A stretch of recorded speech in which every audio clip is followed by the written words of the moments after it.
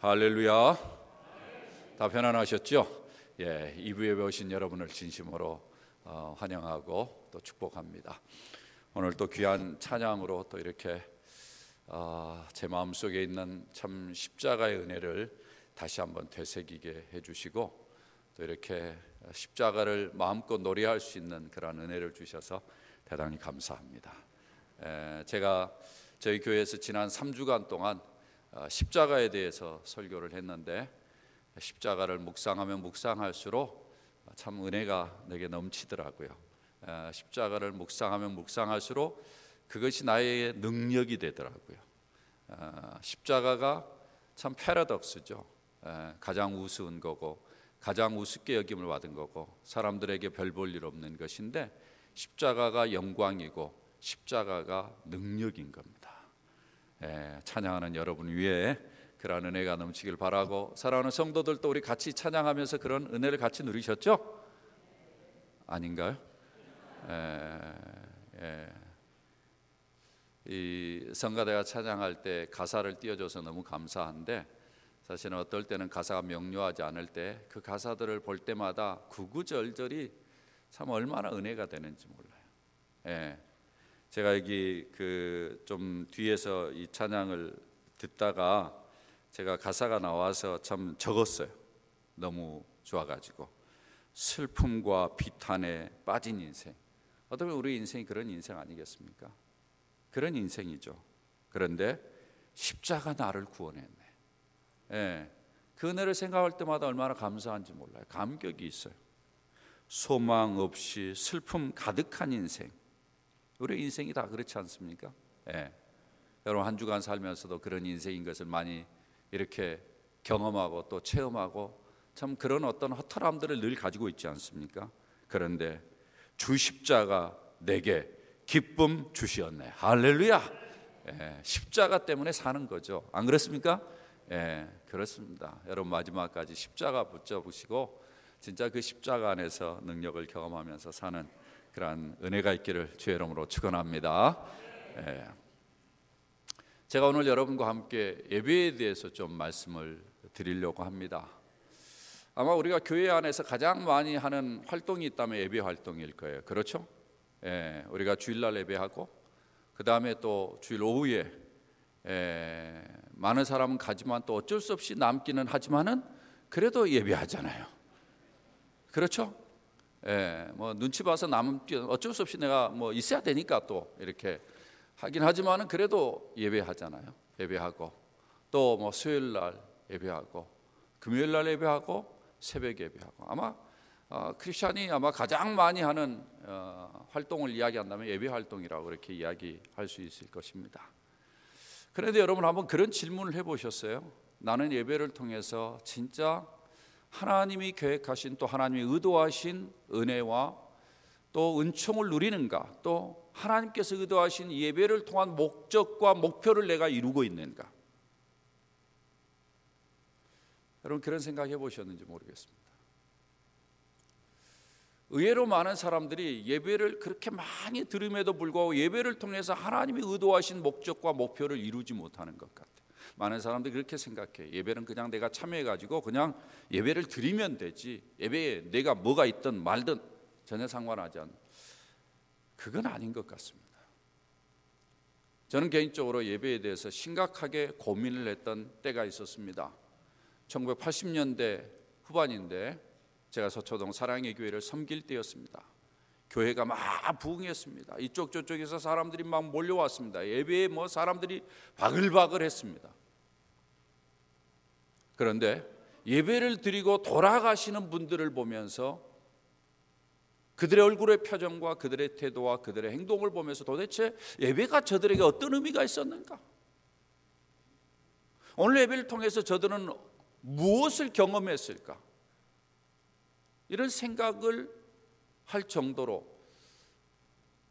좀 예배가 그렇게 능력이 없는 것 같은, 예배 형식과 예배 의식에는 잘 참여하는데 예배가 저들의 삶을 바꾸지 않은 것 같은 그러한 모습들을 제가 보면서 야, 이거 큰일이다. 그런데 사실은 이런 고민을 가지고 제가 가만히 있을 수가 없어서 제가 유학을 가가지고 이 예배에 대해서 한번 좀 깊이 생각할 수 있는 기회가 있었습니다.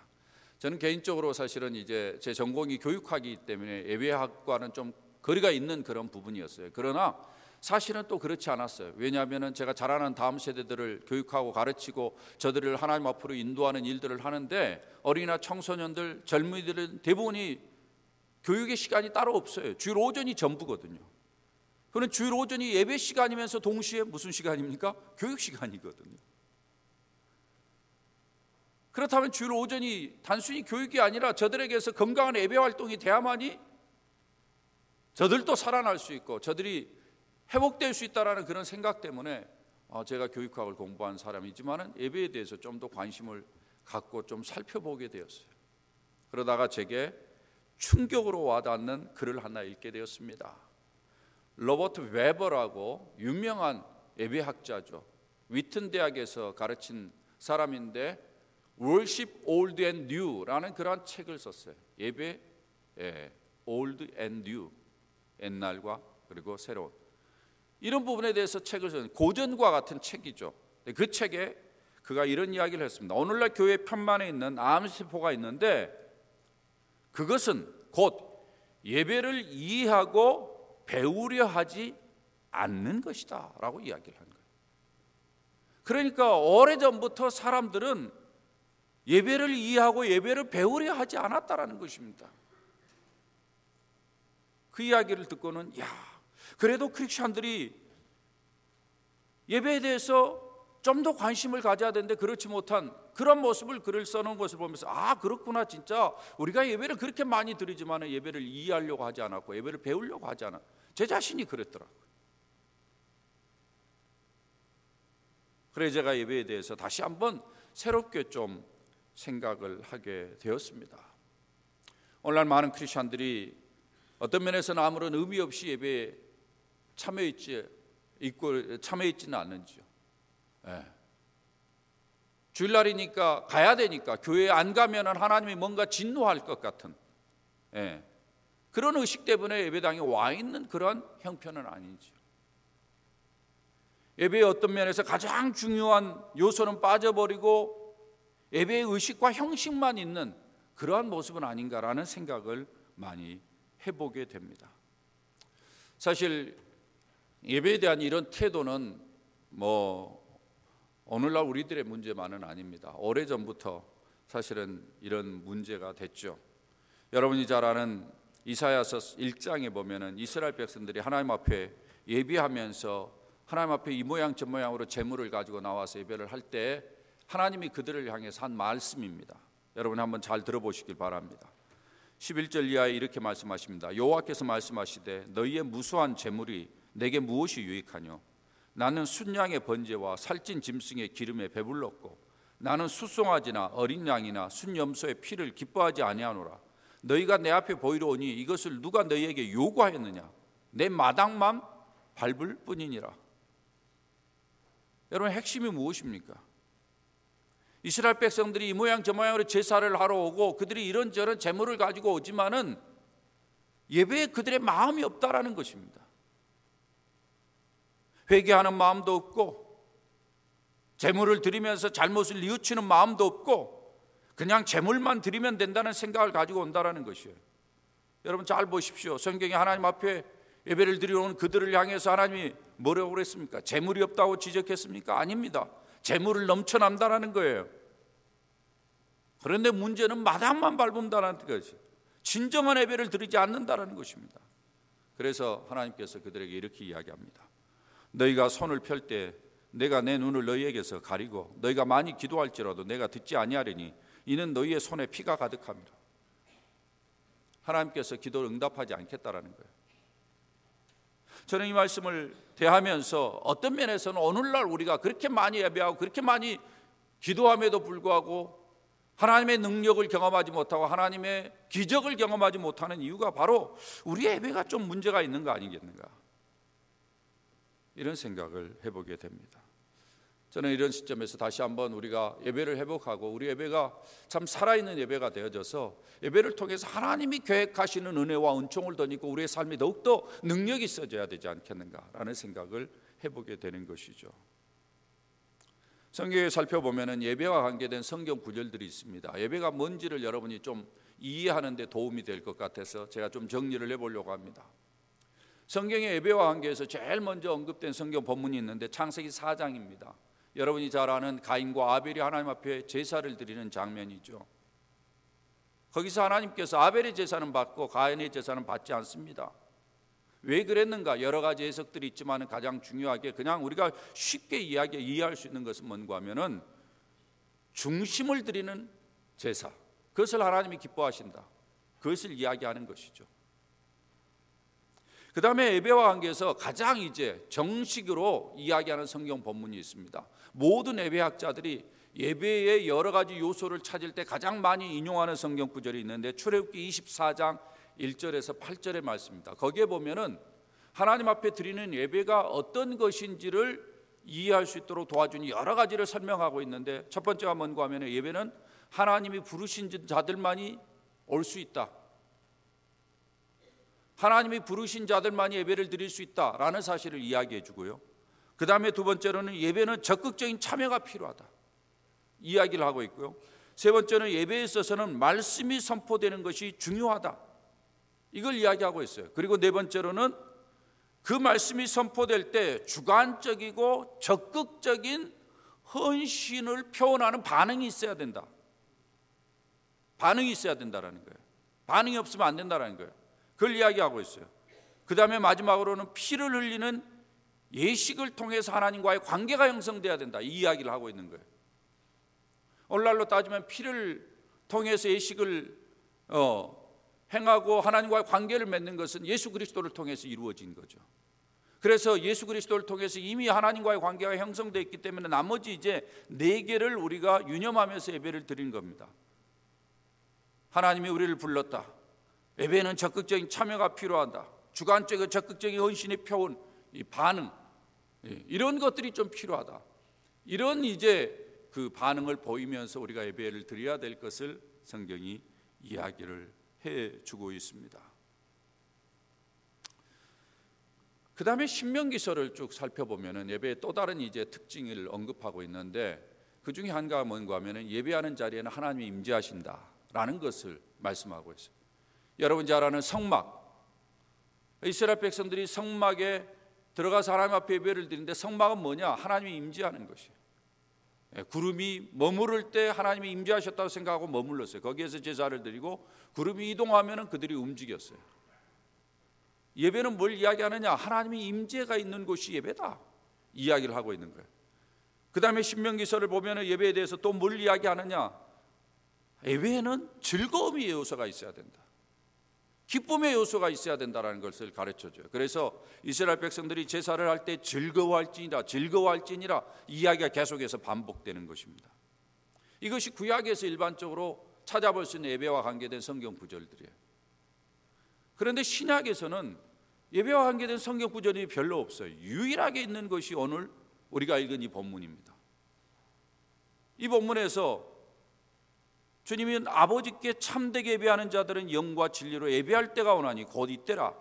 아버지께서는 자기에게 이렇게 예배하는 자들을 찾으시느니라. 하나님은 영이시니 예배하는 자가 영과 진리로 예배할지니라. 이렇게 이야기를 하고 있거든요. 이 본문에서 이야기하는 내용의 핵심은 뭐예요? 예배는 참되게 예배해야 된다. 예배는 영과 진리로 전인격적으로 예배해야 된다. 하나님은 예배하는 자들을 찾으신다, 이 이야기를 하고 있어요. 자, 하나님은 예배하는 자를 찾으신다라는 개념은 구약의 개념과 거의 비슷합니다. 동일한 개념이에요. 자, 이 내용들을 쭉 정리해 볼 때 예배와 관계해서 성경이 이야기하는 중요한 몇 가지 사항이 있어요. 첫 번째 뭔가 하면은 예배는 하나님이 부르시는 것이다. 하나님이 부르심이라는 거예요. 하나님이 부르신 자들만이 예배에 올 수 있다라는 거예요. 그래서 예배하는 자들이 무엇보다도 우리의 마음속에 가져야 될 중요한 생각은 뭔가 하면은 내가 이 자리에 예배하도록 올 수 있었던 것은 하나님이 나를 불렀구나. 라는 인식을 가져야 돼요. 여러분이 예배를 올 때마다 하나님이 나를 불렀다는 사실에 대해서 얼마나 인식하고 계십니까? 여러분이 아마 예배에 오면서 하나님이 나를 불렀다라는 사실을 생각한다면 여러분 예배에 대충 오지 않을 거예요.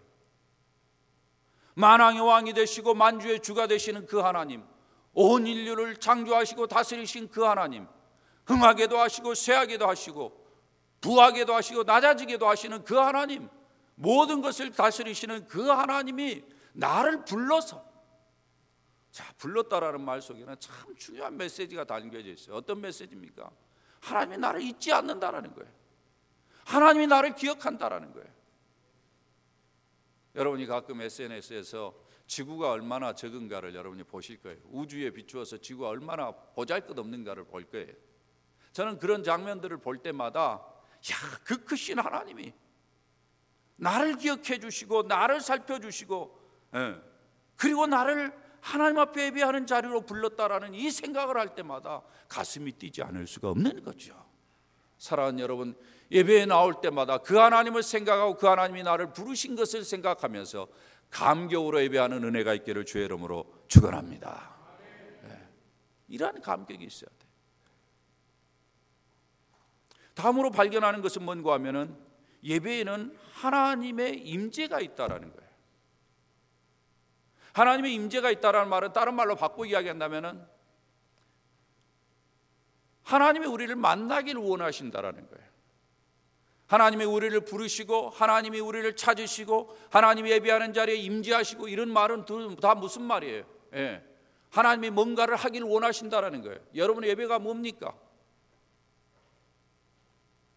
하나님이 우리를 불러서 이 자리에 왔어요. 하나님이 왜 우리를 불렀어요? 여러분, 하나님이 이 자리에 임재하세요. 하나님이 왜 임재하세요? 그렇게 대답할 거예요. 하나님 우리 예배를 받으시기 위해서. 그래요, 하나님 우리 예배를 받아요. 그러면 하나님이 우리 예배를 받고는 그냥 뚝 떨어져요? 아니죠. 하나님은 어떻게 해요? 우리를 축복하시길 원하시잖아요. 아멘입니까?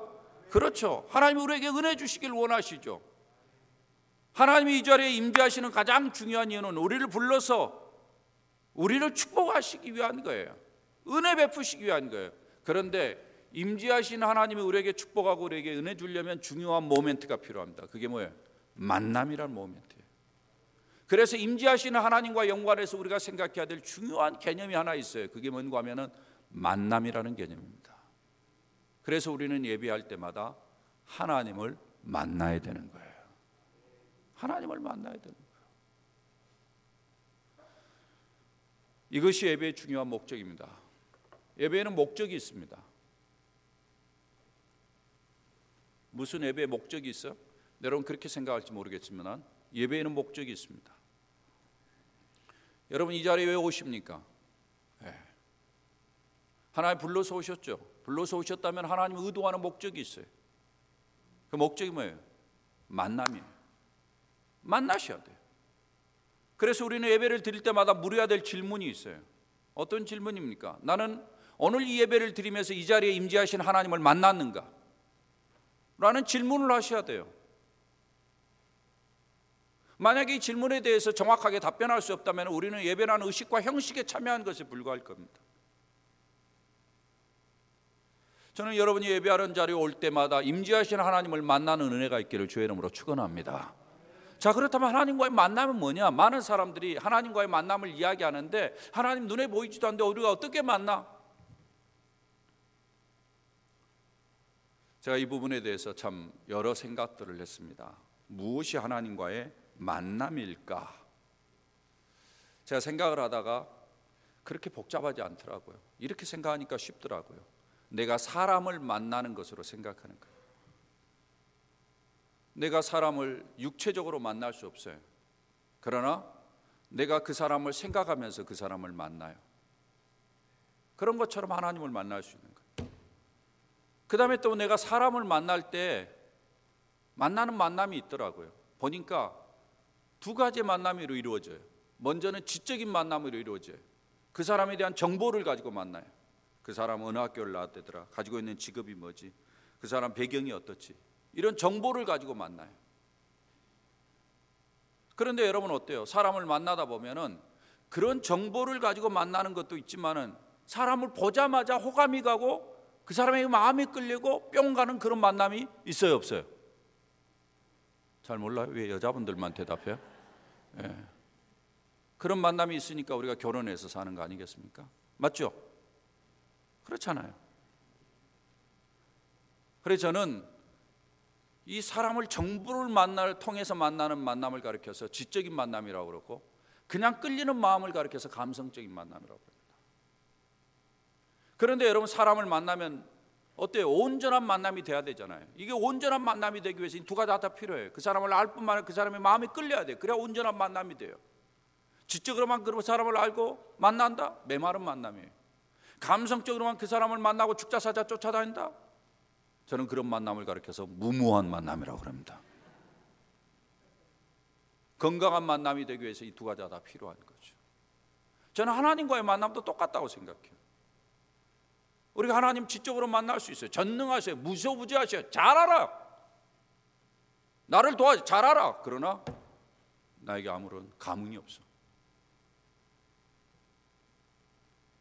그러나 여러분, 신앙생활 해보면 알겠지만 어때요? 하나님에 대한 정보가 없음에도 불구하고 교회에 오면 무조건 좋은 그런 만남이 있어요, 없어요? 그런 만남이 있어요. 제가 예전에 어렸을 때, 그때는 부흥회가 참 많이 있었어요. 연세 드신 분들은 아마 다 1960년대, 70년대 그 상황들을 다 아실 것입니다. 그때 가보면 어떤 목사님이 간증을 해요.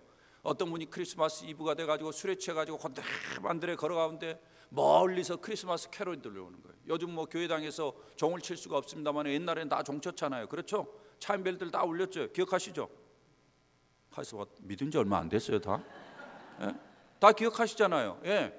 그런데 그 소리를 듣고 자기도 모르게 거기에 끌려간 거예요. 그리고는 들어가 봤더니 교회당이야. 그래서 뒤에 의자에 그냥 툭툭 앉았는데 그 순간 누군가가 자기를 찾아와가지고 그때부터 자기가 예수를 믿게 되었노라고. 혹시 이런 간증 들어보셨어요? 부흥의 세대가 아닌가요? 그러면 여러분, 교회에 친구들 데려와 보면은 친구들 가운데 가끔 그런 이야기를 하잖아요. 교회 들어갔는데 너무너무 포근해, 너무너무 아늑해, 마치 친정집에 온 듯한 기분이야. 그리고는 자리를 잡고 딱 앉았는데 자기도 모르게 하염없이 막 눈물이 쏟아지는 거예요. 눈물이 쏟아지는 거예요. 그리고 돌이켜 봤더니 그 순간에 누군가가 나를 찾아와서 그때부터 내가 예수님을 믿게 된 것 같다고. 이런 이야기 혹시 들어보셨어요? 친구를 데려와 봤어야 알지. 좀 친구도 데려와 보고 그러세요. 그래야 그런 이야기도 듣지. 예. 이게 무슨 말이에요? 예. 하나님을 만나는데도 두 가지 만남이 있어요. 지적인 만남이 있고 감성적인 만남이 있어요. 그러나 이 만남이 건강해지기 위해서는 이 두 가지가 다 필요해요. 하나님을 알 뿐만 아니라 하나님께 마음이 끌려야 돼요. 그래서 하나님께서는 이 두 가지의 만남이 이루어지도록 예배에다 그 요소를 집어넣어놨어요. 지적인 만남을 위해서는 무슨 시간을 집어넣어놨어요? 말씀을 듣는 시간을 집어넣어놨어요. 감성적인 만남을 위해서는 무슨 시간을 넣어놨어요? 찬양과 기도 시간을 넣어놨어요. 물론 말씀에도 감성적인 요소가 있고 찬양과 기도에도 지적인 요소가 있어요. 그러나 주 머저리트는 말씀에는 지적인 요소가 강하고 찬양과 기도에는 감성적인 요소가 강해요. 그런데 한국교회는 전반적으로 어디에 강조가 많이 돼 있어요? 지적인 만남에 강조가 돼 있죠. 그러니까 많이 하는데 가슴이 냉랭해. 많이 하는데 마음이 안 끌려. 움직이질 않아, 마음이. 그러니까 머리만 커진 크리스찬이 됐다고 그렇게 이야기를 하잖아요. 상대적으로 뭐가 약한 거예요? 찬양, 기도가 약한 거예요. 찬양과 기도를 강조해야 돼. 그래서 여러분이 예배를 올 때마다 내가 진짜 하나님과의 교감이 이루어지기 위해서 말씀으로도 하나님과의 교감이 이루어지고 하나님을 만나야 되는데 내가 찬양과 기도를 통해서도 진짜 하나님을 만나고 있는가 돌아봐야 돼. 제가 보니까 많은 분들이 이 찬양을 통해서 마음을 쏟질 않더라고요. 마음을 쏟질 않으니까 사실 하나님과의 교감이 잘 이루어지지 않아요. 저는 그런 면에서 찬양을 좀 많이 하는 것도 필요하다고 생각하고 찬양도 좀 크게 해야 된다고 생각해요. 여러분, 제 이야기가 뭐 우습게 들릴지 모르겠습니다만은 저는 신앙생활 지금까지 해오면서 제가 경험한 거예요. 찬양을 한 곡 할 때 찬양의 은혜가 되신 분 혹시 손 들어보세요. 손 내리셔도 돼요. 진짜 이런 분들은 탁월한 분들이에요. 이런 분들은 영성이 대단한 분들이요. 뭐 토요일부터 준비해가지고 주일날 막 이렇게 은혜로 막 나가는 분들이에요. 그러나 대부분 분들은 어때요? 찬양 한 곡 할 때 은혜가 돼요? 한 곡 하면서 별 생각을 다 하잖아요. 집에 내가 그 가스불을 끄고 왔던가 말았던가 뭐 별 생각을 다 하면서 시작하잖아요. 그러다가 어때요? 한 3절 정도 할 때 뭐예요? 가사가 좀 보이기 시작하죠? 그래 안 그래요? 예? 그러다가 4절 좀 은혜를 받으려면 또 끝나. 제가 깨달은 것은 찬양에도 뜸 들이는 과정이 필요하더라고요. 뜸 들이는 과정이 필요해요. 예. 처음 해가지고 은혜가 되지 않아요. 한 곡 더 하고 또 한 곡 더 하고 후렴 더 하고 막 그러니까 어때요? 그때부터 내 영혼이 그게 막 그 찬양이라는 가사에 쫙 올라타잖아요. 그리고는 하늘로 올라 그 영혼이 그러면서 임재하신 하나님과 교감이 이루어져요. 주님 그렇습니다. 이 고백이 저의 고백입니다. 이것이 저의 기도입니다. 이것이 저의 간증입니다. 이렇게 드리잖아요. 계속해서 이렇게 드리는 거예요. 제가 조금 전에 이야기했던 것처럼 주님 앞에 성가대 찬양할 때도 가만히 있지 않아요. 주로 그렇습니다. 슬픔과 피탄에 빠진 인생입니다. 내 모습이 그렇습니다. 주님 그렇습니다. 십자가가 나의 구원입니다. 이렇게 고백하면서 찬양을 하는 거죠. 내 마음을 드리는 거죠. 그러면서 주님과의 교감을 나눌 때 임재하시는 하나님과 만나면서 때론 감격하고 때론 눈물을 흘리고 그러면서 돌아섰을 때 여러분의 일주일의 삶의 능력이 있는 거 아니겠습니까? 이게 찬양의 능력이에요. 우리가 그래서 예배에 어떤 요소들이 있는 그거 왜 있는지를 이해를 해야 돼.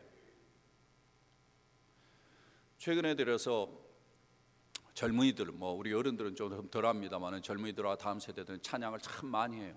위험한 것 중에 하나는 다른 사람들이 많이 하니까 애들이 많이 하니까 애들이 좋아하니까 그러니까 많이 하자 이게 아니에요.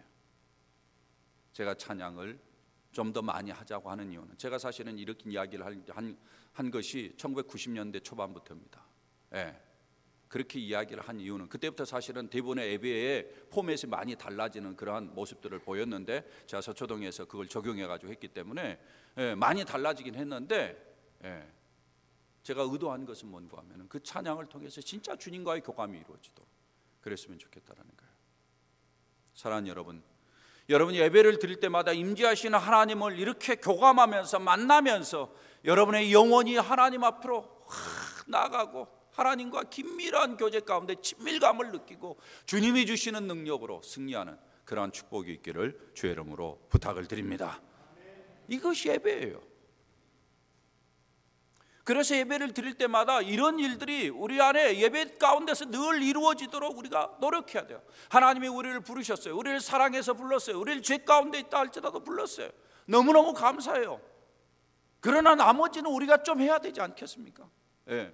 예배를 드리는 것은 내가 드리지야. 부르는 것은 하나님이 불렀지만은 내가 하나님 앞에 좀 마음을 드리고 중심을 다해야 되잖아요. 그러기 위해서는 어때야 돼요? 사실은 예배가 제대로 되기 위해서는 제 경험으로 봐서는 토요일 날부터 준비를 해야 돼요.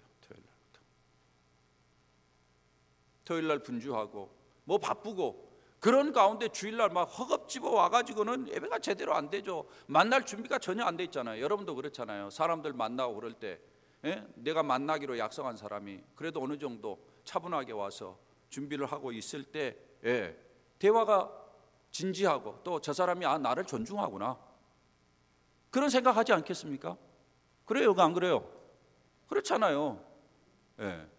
주일날 와가지고 토요일날 뭐 하니까 생각도 다른 데가 있고 뭐 대화는 하긴 하지만 영 다른 생각하는 것 같고 그러면 어때요? 여러분 어때요? 여러분이 대화하는 사람이 여러분 눈 보면 알잖아요. 그렇죠? 눈 보면 이 사람이 진짜 진지하게 대화를 하는지 아닌지 알아요, 몰라요? 알 수 있잖아요. 여러분 하나님이 여러분 눈 보면 어떡할 것 같아? 하나님이 여러분 눈 보면 어떨 것 같아요? 야 진지하게 이 친구가 나를 만나기로 지금 만나기를 의도하고 그러는 거라 이럴까요?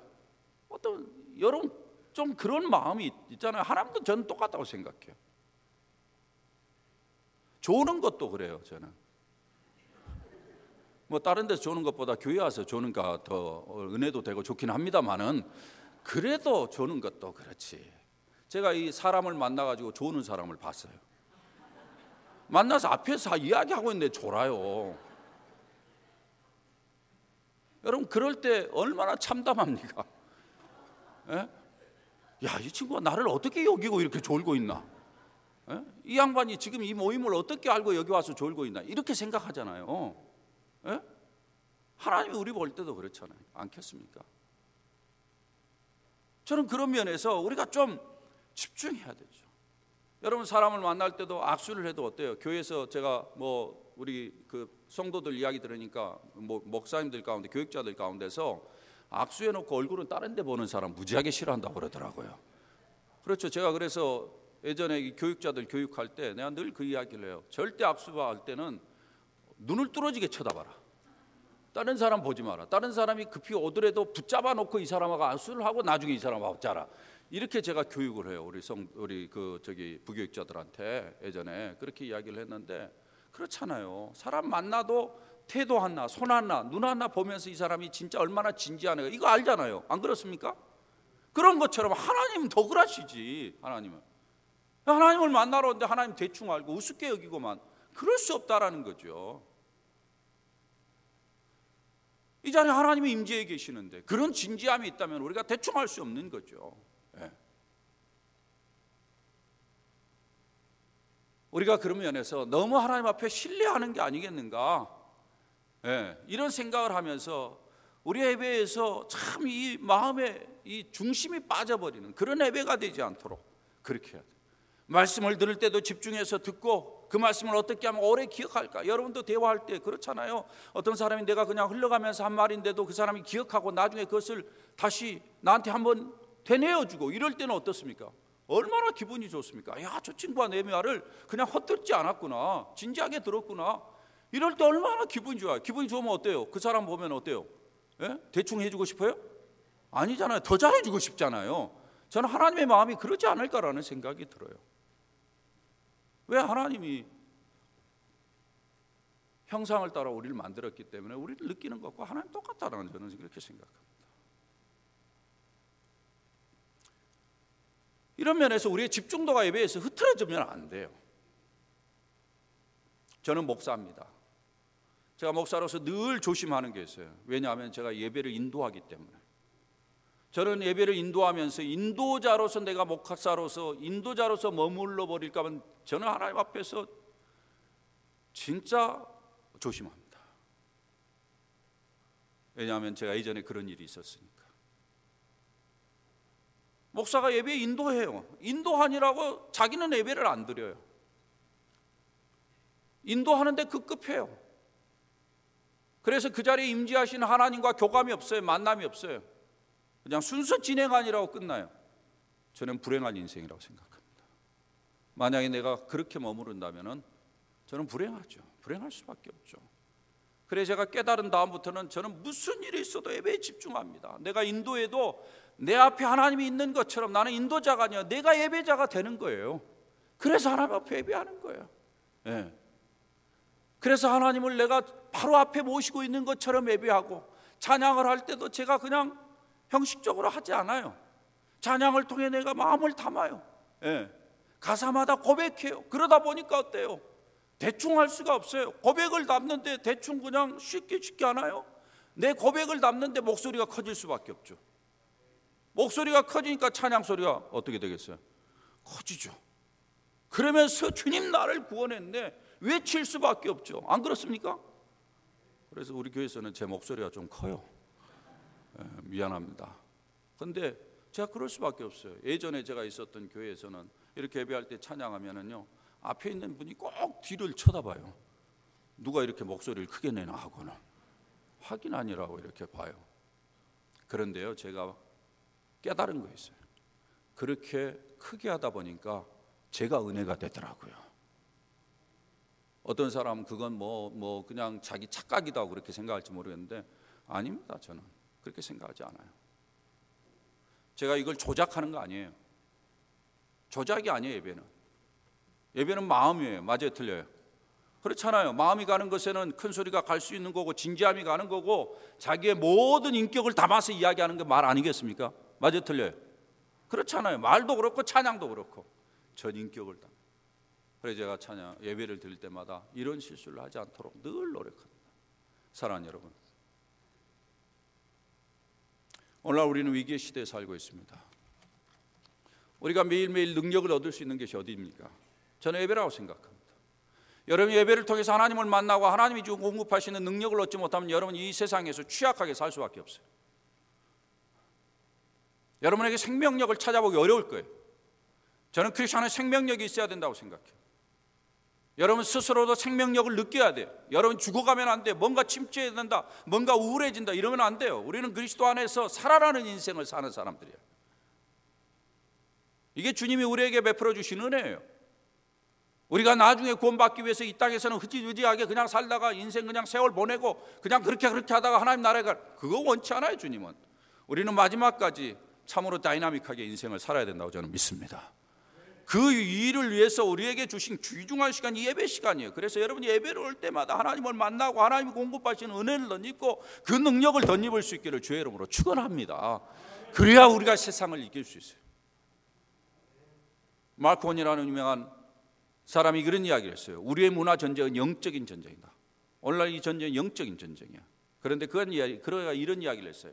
예배는 이 전쟁을 위한 가장 강력하고 잠재력 있는 무기가 될 것이다 그랬어요. 여러분 한번 돌이켜 보십시오. 여러분 예배를 잘 드리고 예배 속에서 은혜 받고 난 다음에 여러분의 일주일의 삶은 능력이 있었으리라 저는 믿습니다. 그러나 예배가 시원찮고 예배를 통해서 여러분 은혜 받지 못하고 힘을 얻지 못하고 나갔을 때는 어때요? 여러분 그냥 세상에서 영락 없이 넘어지죠? 쓰러지죠? 안 그렇습니까? 예배에 승리하셔야 돼요. 예배에 진지하셔야 돼요. 예배에 주님을 만나셔야 돼요. 주님이 그걸 원하셔요. 그게 목적이에요. 그래서 주님을 만나셔서 여러분의 일주일의 삶도 능력이 있고 여러분의 삶도 다이나믹하고 승리하는 복된 삶이 될 수 있기를 주의 이름으로 축원합니다. 얼마나 귀중한 거예요. 이 예배가 얼마나 귀중한 거예요. 얼마나 소중한 거예요. 소홀히 여기서는 안 됩니다. 우리 강변교회 모든 식구들이 우리가 좀 담임 목사님이 안 계시는 이러한 상황을 지내지만 여러분 예배할 때마다 이런 은혜를 덧입고 예배를 통해서 여러분이 살아나고 그 능력으로 다른 사람을 살리고 그 능력으로 가정을 살리고 이웃을 살리고 그래서 하나님께 잘했다 칭찬받는 우리 모두가 될 수 있기를 주의 이름으로 축원합니다. 함께 머리 숙이겠습니다.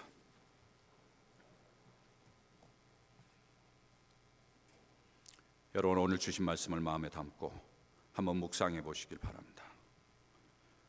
나는 그동안 예배를 어떻게 해왔는가 돌아보시길 바라고 오늘도 주님이 나를 부르셔서 이 자리까지 인도해 주신 거, 나를 기억해 주신 거 감사하십시오. 이 자리에 임재하시면서 나를 만나길 원하시는 주님인 것을 오늘 이 시간도 생각해 보면서 내가 주님을 만나고 있는가 돌이켜 보십시오. 그 주님을 만나는 감격이 있는가? 그 주님을 만나서 그 주님에게서 흘러나오는 능력이 내게 있는가? 그 부요함이 내게 있는가? 주여, 내가 예배를 드릴 때마다 임재하시는 주님을 만나고 그 능력으로 주님이 주시는 힘으로 이 세상을 다이나믹하게 살아갈 수 있게 하십시오.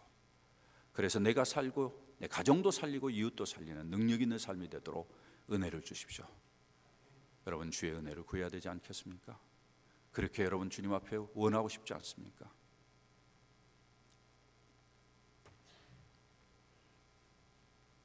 존귀하신 주님, 오늘 엎드린 사랑하는 귀한 식구들에게 은혜를 더하여 주셔서 우리가 매주 아니면 매일 반복되는 예배를 드리지만 그 예배 가운데서 나를 불러주신 주님을 인해서 감격하는 은혜가 있도록 도와주시고 그 예배 가운데 임재하셔서 나를 만나주시고 축복해 주시는 그 주님을 만나면서 그 주님 때문에 능력을 덧입어서 이 세상을 승리하면서 살아가는 귀한 식구들이 되도록 주여 은혜를 더하여 주시옵소서.